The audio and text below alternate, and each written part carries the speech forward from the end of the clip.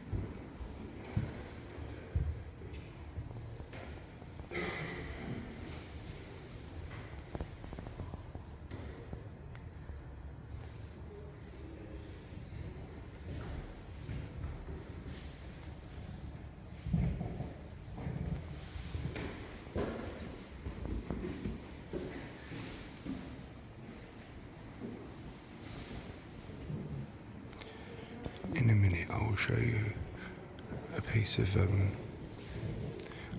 local history to me in our area, Newham, which would have been Essex back in its day. John Travers Cornwell, boy first class, VC.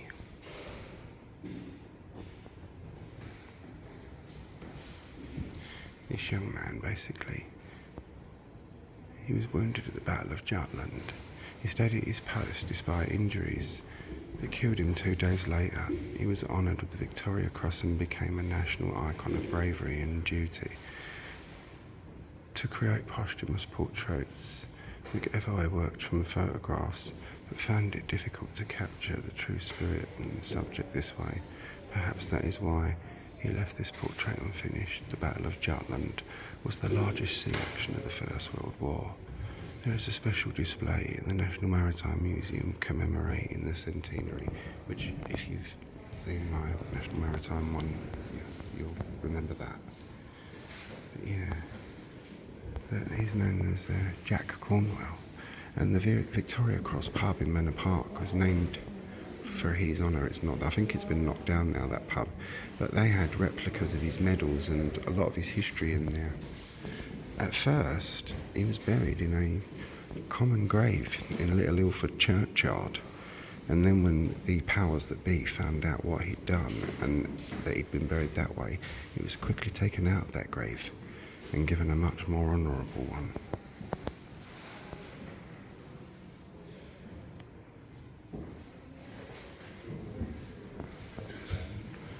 A fair bit about him because he's obviously so young as well.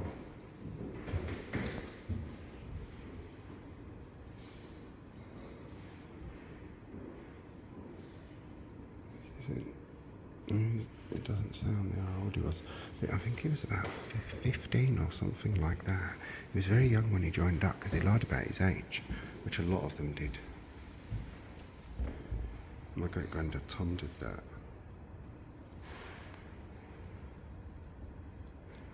My great-granddad Tom was at Vimy, and yeah, wasn't very good at that one, and made him very ill in his mind for a while. And my great-granddad Tom was not Scottish in any way whatsoever, but they sent him to convalescence home in those days to try and heal his mind.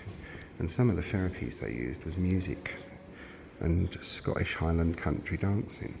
And from that moment onwards, it helped heal him as well, I think. He absolutely loved the Scottish culture. He played the bagpipes very, very well.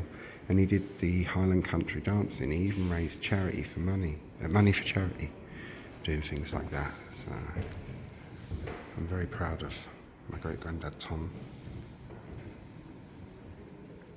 Yeah, because he was born in Harborne, Staffordshire, which is near Birmingham. He was a gardener chauffeur. His father was a domestic coachman. And Tom, he became a chauffeur gardener. And obviously the First World War happened. He never spoke about the war, not even to my granddad. But when my granddad was a little boy, as little boys do, listening in, he overheard my great-granddad and my great-granddad's brother talking about certain things. I don't know what they were because my granddad wouldn't tell me, so it was absolutely horrendous. But if you look at Vimy region, the Somme and whatnot, which is the places where he were, it's not difficult to see why.